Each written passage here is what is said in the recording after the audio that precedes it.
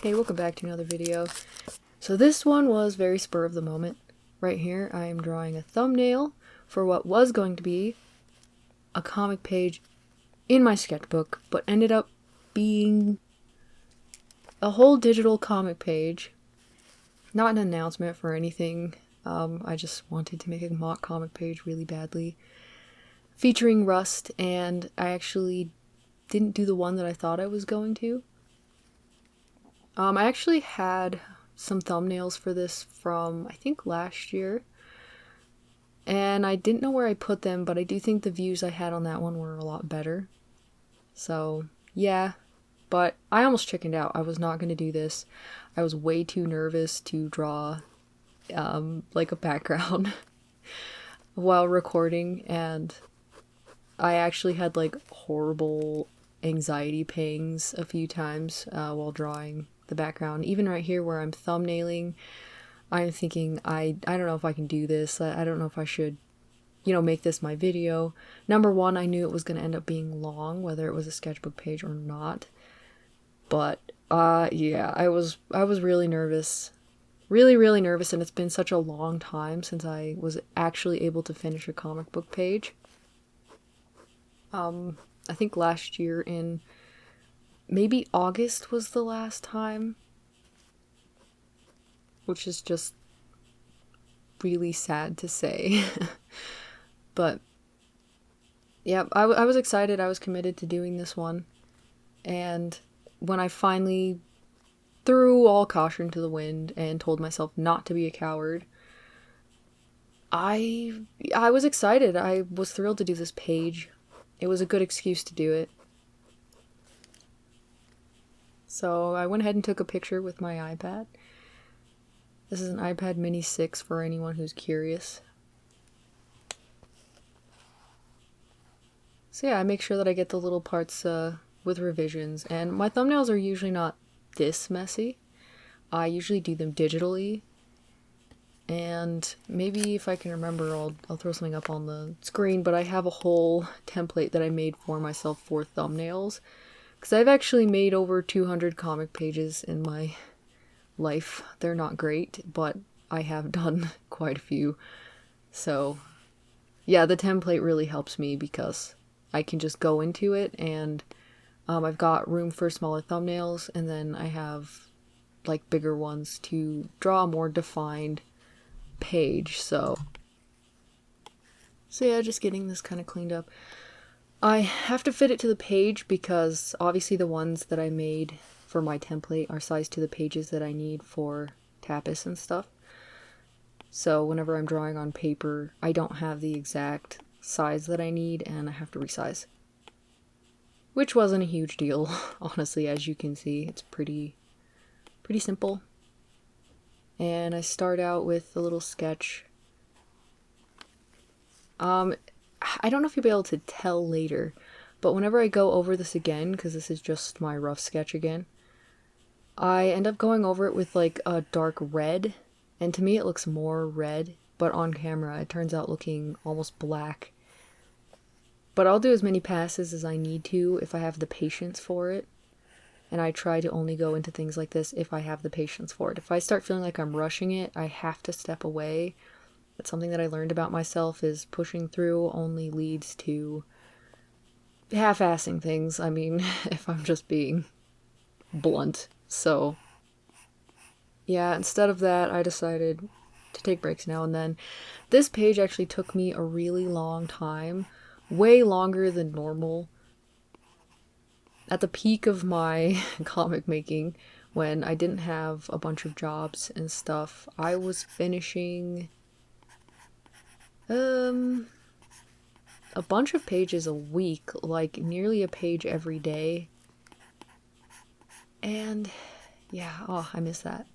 I miss devoting that much time to it. But yeah, this one took me, I want to say 7.5 to 8 hours, give or take.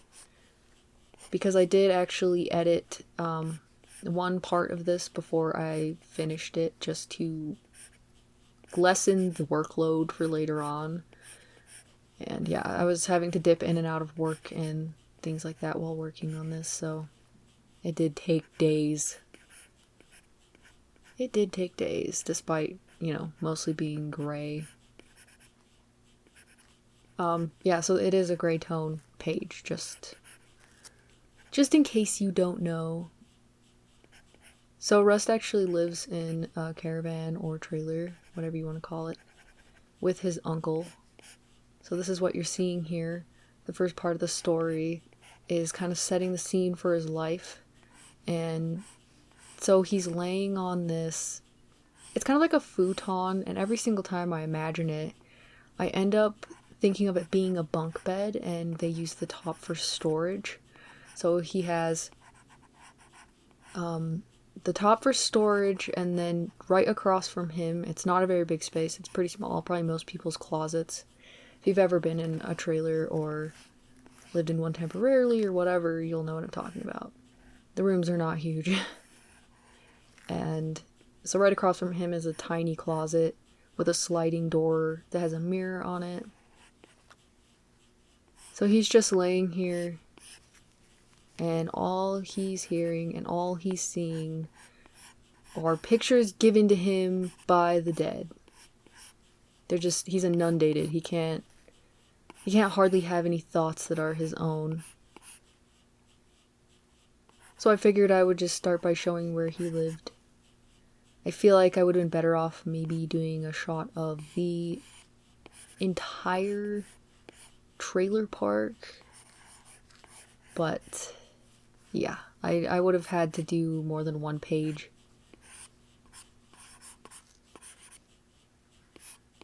I feel like I kind of decently captured this empty feeling that he has. I mentioned in the video with the gestures that he has very, like, dulled down feelings, very dull person, and not necessarily that he's uninteresting, but just with how the story goes, his emotions aren't as they should be.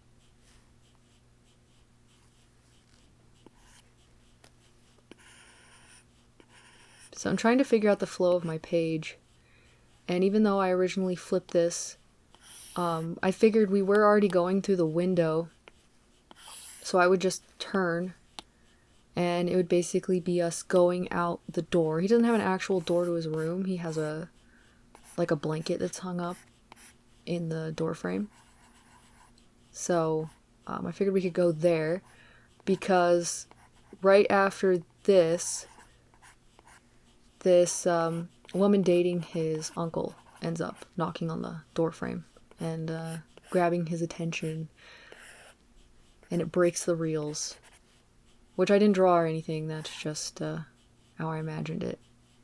I realized that he didn't seem like he was being completely taken over until I added more of the reels to the picture, so I did that, and I think it helped with the flow. So right here, this is actually that deep red I was talking about, but it looks almost black. It's definitely not. I have a multitude of colors that I like using in specific orders, so that I know what step I'm on if I need to do multiple passes. And you saw my thumbnail, like, it was pretty messy. Whenever I do thumbnails digitally, I do clean them up a little bit more. Like I said, I pretty much go through the really small thumbnail.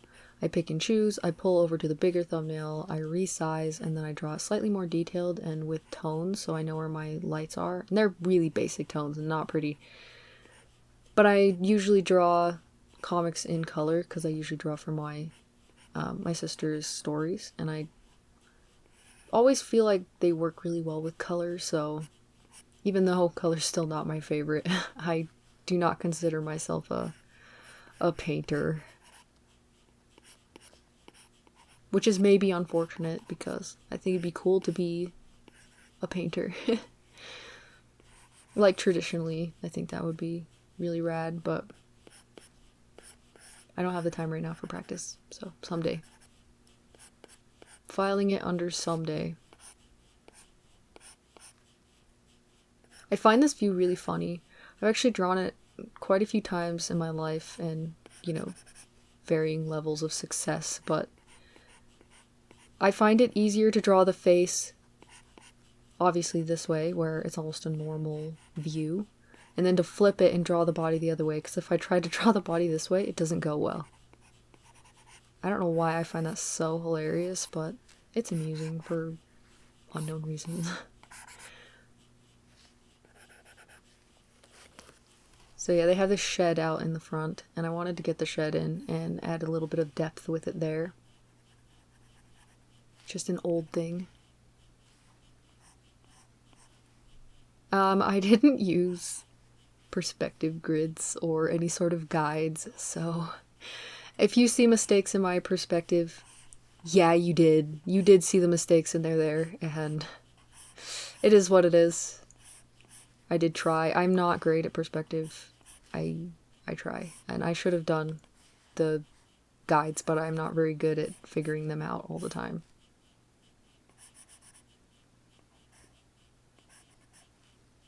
I'm just looking back and forth to the angles I've already drawn to see if I can match them. And I usually follow them with my pencil. I'm sorry about the view here. I ended up switching from drawing on my little desk to having one of my little lap tables on my table. What? On my lap? Having one of my lap tables on my lap because it was getting really uncomfortable for my shoulder. And again, I was in it for the long haul to begin with. So, yeah, I do try to fix it, but whenever I first put something on my lap, I'm kind of up on my tiptoes, and I set my focus for that. And then whenever I eventually flatten my feet out, it obviously goes out of focus because it drops it down quite a bit.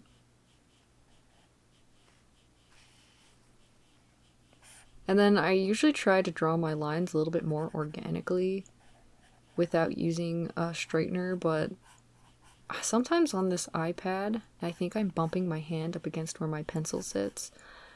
I end up making a really wobbly line. It looks terrible. So I do end up using the little straight lines and the curves and all the fun stuff. But hey, if I've got the tool, I might as well use it, especially if it makes my life easier, so that's alright. It's so funny because this is such a minimal background, and all I remember is just feeling so nervous and very embarrassed to show that I'm not good at backgrounds. I'm really not good at backgrounds. This is probably a slightly more successful one than usual. But, yeah. It was scary.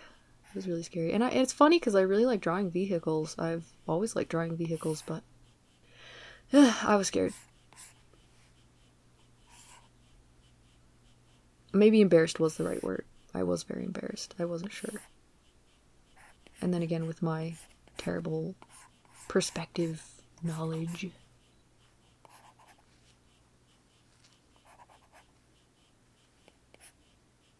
So I just did some base cover up with these with a little watercolor brush that I have, because I needed to see where they were so that I wasn't drawing, I wasn't mistaking the lines for something else while I was drawing, which I can do. It really messes with my eyes. So this is our little undersketch guy. Now we should move on to inking.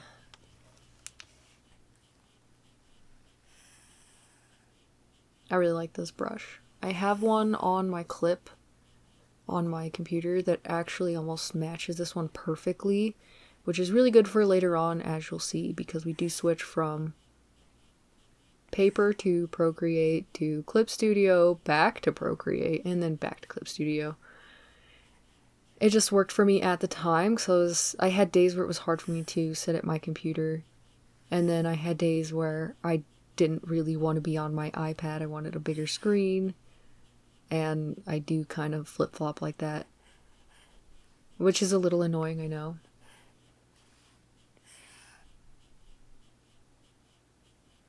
I really like hatching. I really like lines. I'm sure people have noticed from my sketchbook videos, so I tend to go overboard whenever it comes to that. And I think I would benefit from doing some heavier blacks and things like that. But I have spent years again doing color comics, and I try to lessen the the lines in general. I'm not awake, don't judge me. But yeah, and then I've drawn a lot of trees. A lot of trees. I'm not gonna say I'm ace, but I've drawn a lot of trees.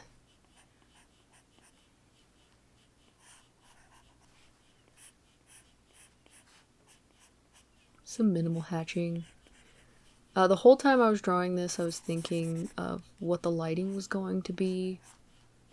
So I knew I was going to be doing some leaf shadows. I wanted a bunch of that. It looks really nice, makes me happy, so it's going to work for me. And the nice thing about that is, after a long time of drawing leaves myself over and over again, all the shapes, all the shadows, I have a brush that does it, and sometimes I add to it just to get some variation. But because this is black and white, I was going to get away with a little bit more texture. And that does make the shadows look a little bit nicer to me. And this video was kind of a doozy to edit. It was very, very long, and I had to give in to time-lapse, which I know, the dreaded time-lapse. I really didn't want to do, but whenever it came to painting some more details into the tone, I felt like you would miss a lot if I just started cutting away. And I do have spots kind of in between that are showing real-time stuff, because I really want to show that I can be very slow. I think when I'm not recording, I'm quicker, just from, like, you know, looking at the time. But yeah, I can be very, very, very slow. Look at that, so slow. And then part of this, because I do switch, is not gonna have the sound, so I'm gonna see what I can do about that to make it a little less jarring. This is just duct tape over some cardboard. What I really wanted to do was I wanted to put a tarp over the top, and I wanted to put some tires up there. If anybody lives in a really windy, dusty state, you'll understand what that's all about. But yeah, I didn't do it. I think it would be, if I was actually making this a comic, I would do that, because I think it's a good detail to put in. Because this is based in, like, a fake Texas town. I do not live in Texas, and I've only been there once in my life. In passing.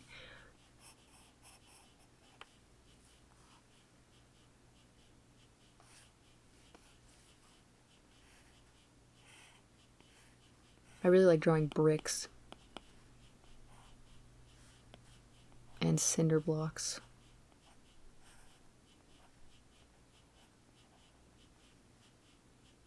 I think it's just the gritty texture, maybe.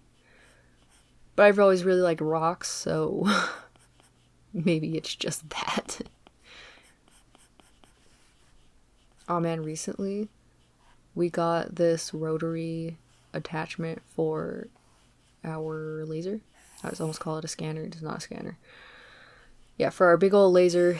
And we were like trying to engrave on cups, like glass cups. That's really terrifying. We actually, the first one that we did cracked and thankfully did not explode, because if it had blown up, I would not have enjoyed that, because I was the one keeping an eye on it. Man, that crack nearly gave me a heart attack. It's pretty scary. It's really cool, like, when the engraving works out, but obviously all glass has, like, little faults in it and some weak spots. So even if you think everything's going well, it can still break. But it's still really cool. I think the things that actually work out the best so far for us are these bottle opener keychains that we have. They engrave really well. And then these cork coasters. They work fantastically. I really, really like those, actually. Every time we do it, I'm like, this is the most consistent thing, aside from like mouse pads and stuff that we make, that you don't really have to worry about. But maybe I'm saying that because my sister's the one that lines it up and gets it perfect because she's a god, so. I really like doing hatching for big shapes. Like with the leaves over there, I was just kind of like doing those curves. I really like how that looks. It almost reminds me of clouds. Yeah, I decided to do all the background stuff first because I can always erase it out. And then I decided to do the character. What I basically do is I try to work back to front as best I can, except for like super, well, I guess that still counts to a degree, but overlapping things I really try to go back to front, except for with the little, oh gosh, my brain, she's not working, guys. But yeah, that little house thingy, workshop, what is it? I don't even care anymore. It's that little building beside the trailer, and yeah, I drew that first because obviously I needed to know where everything was gonna sit. And I like drawing stuff like that, so, you know, magic. I don't think I fully nailed his face from the sketches I've done on paper, but I can almost never do that digitally, even though it's so close. But maybe it's the difference between a pencil drawing and the inks on here. Another thing I really like about this brush is the texture. Yeah, it was too late. I mean, it was only, gosh, what time is it? 6 or 7 or whatever, but, you know, I think all my people were home, and it gets loud, and then I need to sit on a different space. Like, I need to sit on my bed and not in a chair, bent over the way that I was, and just get comfortable. So, yeah, I think I was watching TV for this. Before that, I wasn't, you know, listening to anything. I think actually through most of this comic, I think there's times when I'm on my computer that I had Trigun playing, so I've been trying to watch that. But aside from that, I didn't really listen to music or anything. I just sat there for hours and worked on it. I guess not even technically. I sat there for small spaces of an hour or 45 minutes or whatever I could squeeze in and worked on it because, yeah, it was a little inconsistent. And I'm trying not to keep my lines too clean. I think that's something that really suits this brush, if you can add almost a sketchiness, so I'm trying to be a little quicker with certain lines and let them feel very free. It's something that I've had to work on for a very long time. Originally, when I was making my comic with my demon character that I never finished, I was using the G pen in the really old, what was it? Manga Studio Debut 4 or something. 3, I don't know. It was really old. And I was using the G pen and keeping it as clean as I could possibly get, and also using the graphics tab. Because I didn't get a display tablet until 2019? Maybe? Or 2020? I don't remember, something, you know, something like that.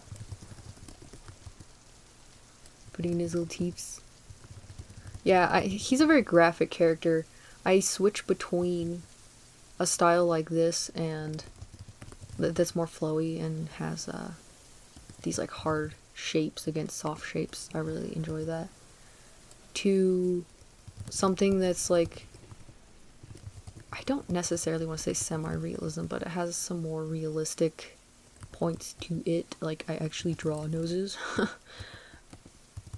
But yeah, I like that. I like kind of deciding what would suit a project and just going from there.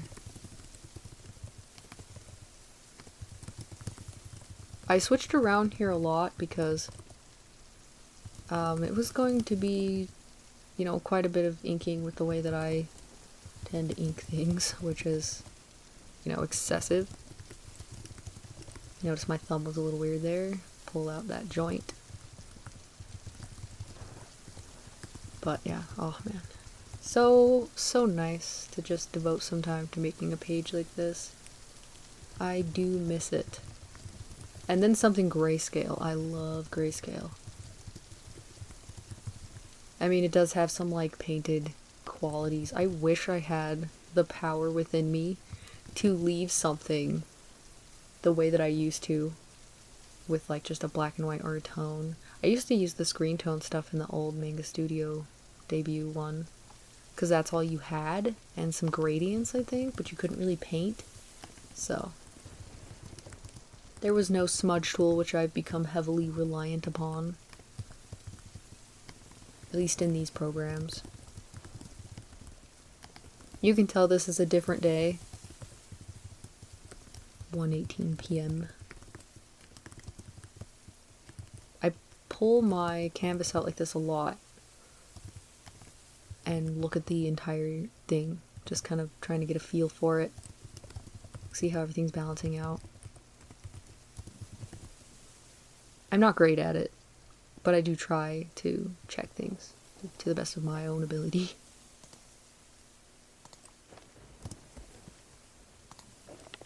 There's a part in the comic with these fold-out chairs. He and one of the other characters, Calvin, and his uncle, all end up sitting outside the trailer one evening. And yeah, they're all in these fold-out chairs. And Rust is able to see this barrier that's over by the trees. An ongoing thing for a few chapters. For a reason.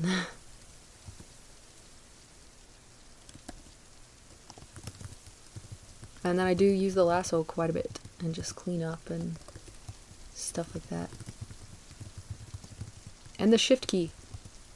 I like to use that a lot just to fill in spaces. It's kind of funny actually. I don't know when I started doing that. Probably when I had to start flatting myself, when my sister kind of ran out of time and couldn't flat our comic anymore. And I was flatting most of them. I hate flatting, and so I was trying to be creative. Yeah, I just follow my lines like this. Clean up any edges that I miss along the way. And I'm not perfect. I'm really bad at flatting. I end up having to go back every single time because I can't see the difference between one color and another all the time. Like, it has to be very specific. So I end up fixing as I'm going through and detailing, which is another reason that the detailing is kind of good for me in a way, because of the opportunity to clean up all of my edges, which you will see, they look terrible. This tire, I almost made this tire really flat. Really, really flat.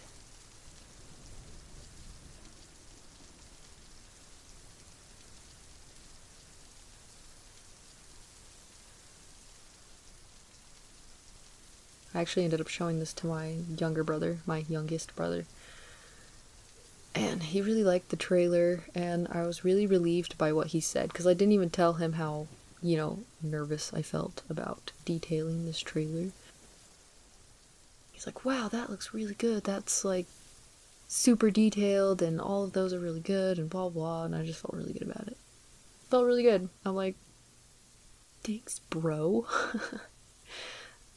But it did make me feel nice, because I was very self-conscious about the background.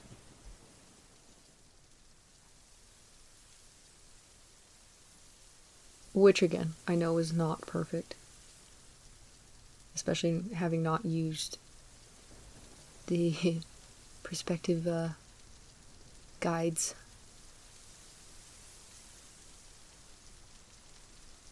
But they do trip me up sometimes and make me a little bit confused because there's just so many lines all over the page. We're finally going to flat rust. It took a long time to get here, but we are here. One thing I like about having this on my computer, most of the time I was trying to remember to show the time,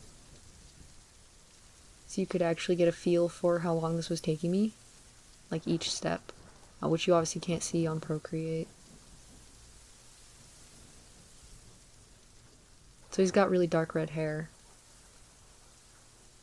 I think in my other video I just said very dark hair, but I meant dark red, like nearly a burgundy.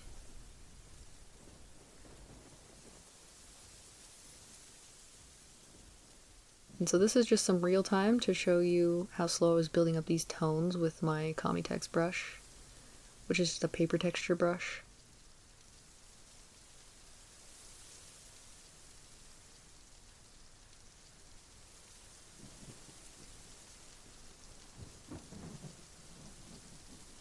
Yep, just building up my tones.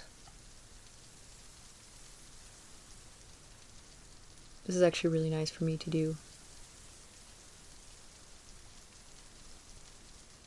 I wasn't sure if this was going to work out, this grass bit. And I was experimenting on that one side, and then when it looked okay, I was like, okay, I'm going to do that. And then because I was doing this on my laptop, on my Samsung Galaxy Book 2 Pro 360, I can't have that other window open on the side with my layers and stuff while I'm drawing, because it will delete them and throw me across the canvas, and it makes me angry inside my heart and soul. So I just have to close it. You can see how awful my lines are as I'm painting this.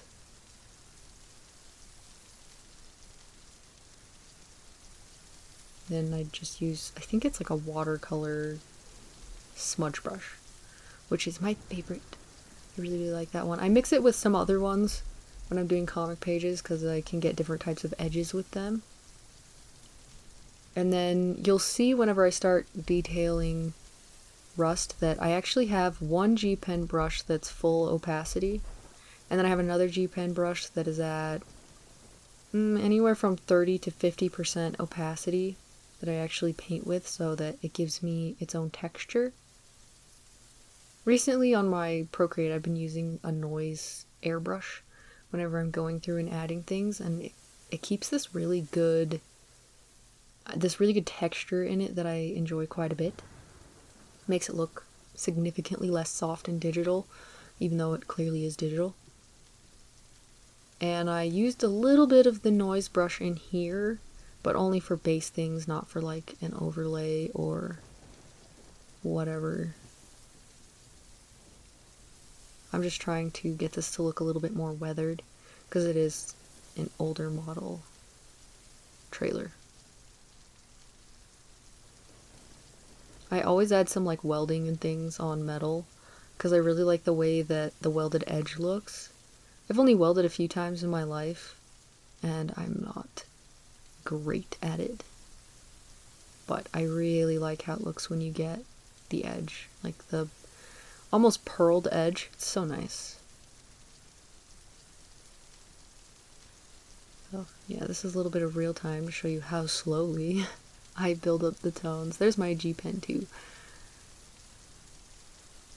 And sped up.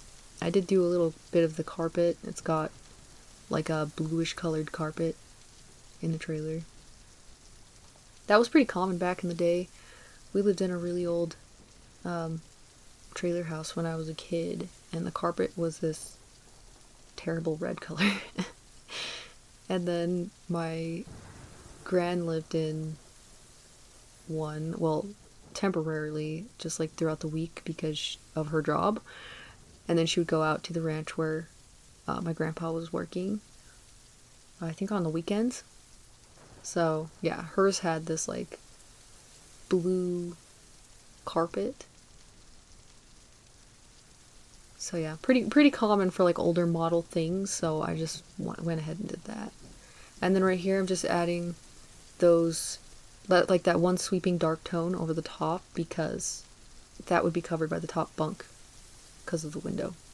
I think maybe a little bit would have come through onto him because of the angle that I have the window at, which, by the way, I can see in that panel, that second panel. It's bad. The one where you're looking through the window, I can see that the perspective is bad. I know what I've done. Don't worry. If it was a completely finished page that I was putting somewhere, I would have definitely fixed that. Done some finagling and just fixed it up. So, yeah, it's alright. You live, you learn, you fail. It's the little things. And then I am someone who sometimes keeps things in shoe boxes and whatever, so I just put kind of one of those old looking shoe boxes under his bed. I think I wrote that he had one anyways, so.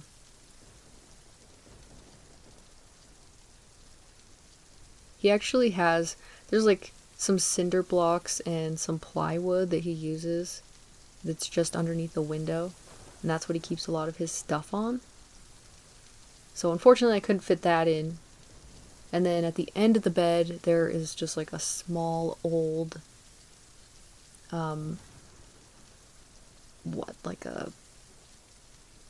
it looks like a bedside table almost, or like a tiny cabinet shelf kind of thing that's very short, and I think his uncle actually got it out of the garbage and kind of did a base refurb so that he could use it in his room.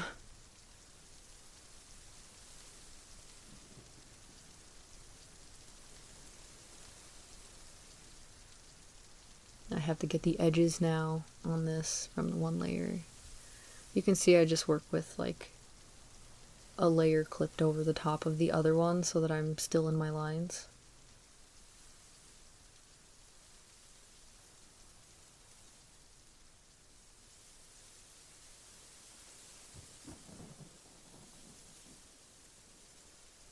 This is my noise brush. Just going over the top to give some like weathered edges. And I tried to make these look a little bit better.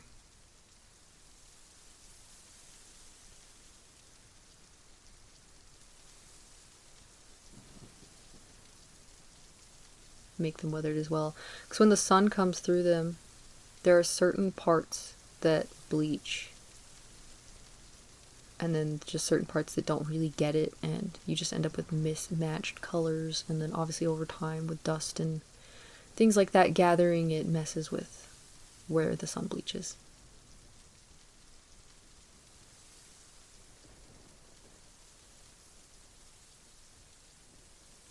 Here's your fun fact of the day about shades.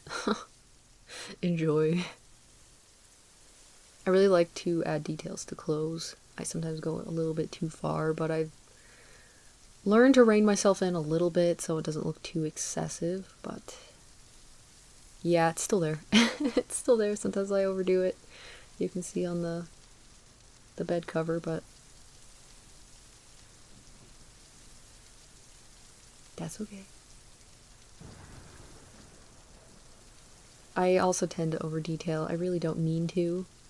Once I get in, it's just nice to shade. Since originally I only had like number 2 pencils and cartridge paper or lined paper as a kid, I mostly used graphite, and I did a lot of pencil shading over time and learned how to do that fancy stuff. So now whenever I do anything else, I can only think of shading in that way, and it's probably a little too much for some things, but I'm not out of the habit.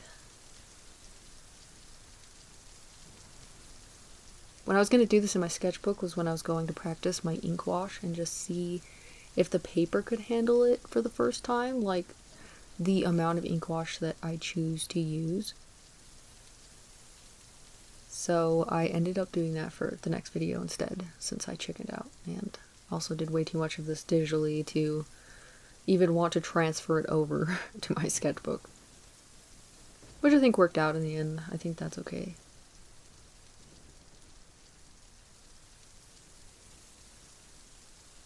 This is why I can't do comics very fast, because just over detail it. And it's not even as detailed as other people can get it. I have just huge amounts of respect for people out there that can make something look simplified and detailed at the same time. Kudos to you guys, because holy crap. I am slow. I really like doing that with the lasso tool, just getting my shapes in the hair. Then I can add just variations to create depth and interest. I also like making hair. Sometimes I don't think it's very realistic, but oh well. This one turns out not too bad, actually. I don't even know what's gonna happen until I go, wow.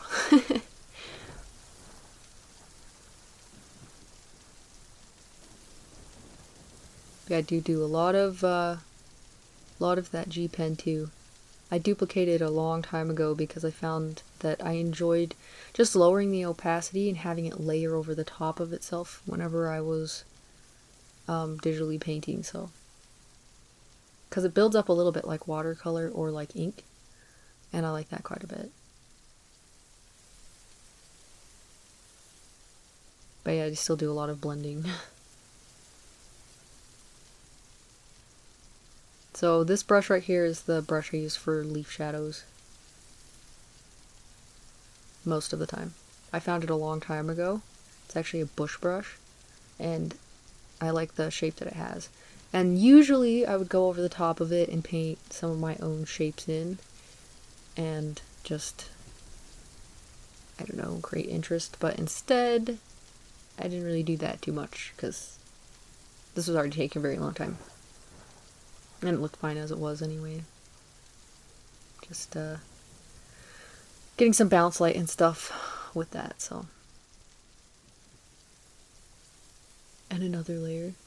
If you've ever been on one of those futons, the mattresses are so thin and sometimes, I don't know, mushy and stuff. They're not super comfortable. But I ended up putting another little like box spring type thing in that's really thin.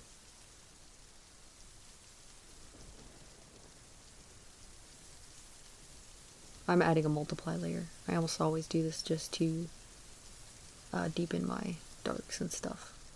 It's basically the proper shadows. The other one is base skin stuff, base shadows just created by the room itself, and then whenever I do my multiply and overlay, that's like the hard shadows, the deeper shadows, and the lighter lights.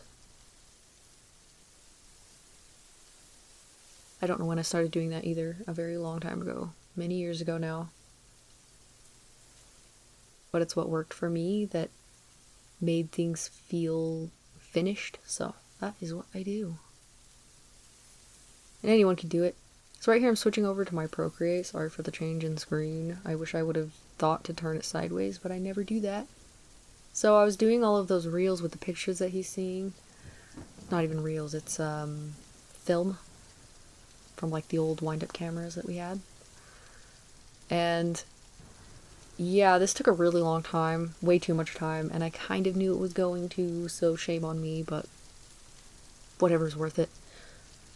So I just went through and drew a bunch of these by hand. I started out with all of the sketches, just copying from the line color that I had around them, because the colors are supposed to represent the different emotions, because he can see the color of emotions. So yeah, I just have to do this whole page, looking at where I have to go. It was so much. And I still ink all of this, and then I add tone, and yeah, it's wild. And this is before I ever even add it back to the comic. This part itself actually took me a very long time to finish, not working time, but just how long from start to finish, because I couldn't work on it very much. Even though I really wanted to finish it so that I could actually finish the comic page, it was starting to feel like it was never going to happen, and it wasn't going to be ready for the video, but I stuck with it, and one day, 2 days, I just worked at it. I got back from work, and usually I don't really do anything after that unless it's really base sketching, because my eyes are terrible after being in the sun, and sometimes my hands kind of hurt from working. But I came in, grabbed my iPad, and forced myself to get a bunch of work done on it. I still don't know how I managed it.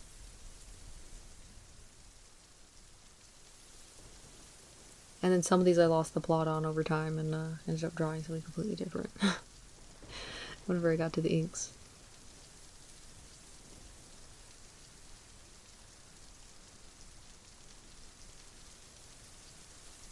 It's kind of weird not being able to see the cursor, but at least with the time lapse, it's a little bit easier. Now I decided to just record my screen instead so that we could have just footage that was easier to edit for me, and also so you could see how much I spin the canvas, which tends to be a lot. Then I came up with stories for each of these little panels. Obviously, since all of the little ghosts have stories and things they want to say, and people they're trying to talk to, and memories that they want to share. All the fun stuff, which is why he is constantly overwhelmed. Not the first one of my characters living that lifestyle. A lot of anxiety.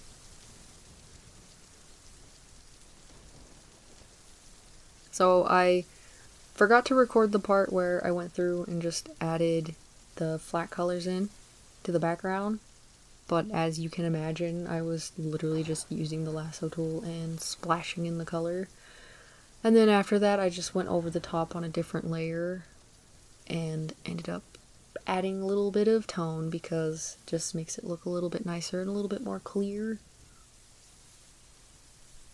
Even though this woman looks like she's gonna eat this child, I don't know what that's about. She stole it. I don't know. She didn't steal it, she's trying to protect it. I know the story, but yeah, at first glance, if you had no idea, this is not what it looks like.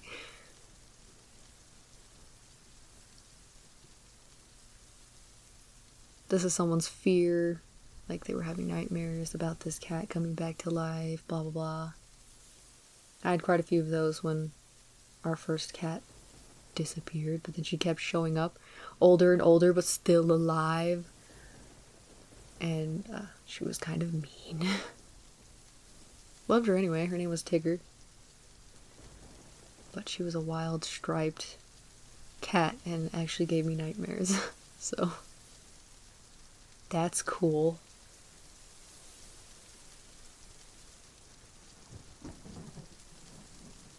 Alright, so now we're going to add these boys in. I did it on the same size canvas. It's not a huge canvas.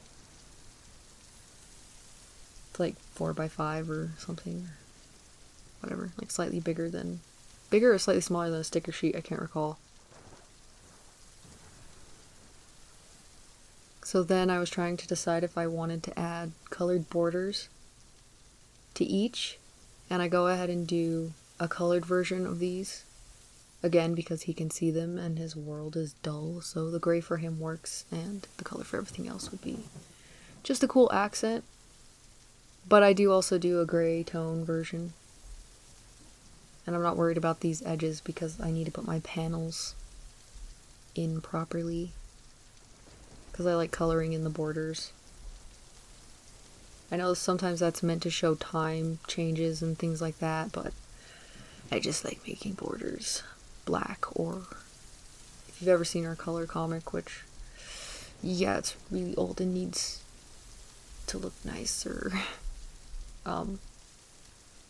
It has like colored borders that match whatever's going on in the panel. I did that on a whim one day and I just really liked how it looked. And it's simple to do. So, magic. A couple extra minutes for something a little bit nicer looking. I messed with this a lot. And this is the gray tone version. This is pretty much complete, except for I do slightly adjust my contrast later on. because I felt like this was too light and so they were competing. So I changed the background contrast. Here's a colored one. Just trying to get them to kind of fade into his head. And then it flows out into the next page where it gets broken. The page that doesn't exist. So here's the finished ones. I hope you like this page. I enjoyed making it. I know that there's some mistakes here and there, but hope we can look past it. Thank you so much for watching. I really appreciate it. Have a good day or night, and bye.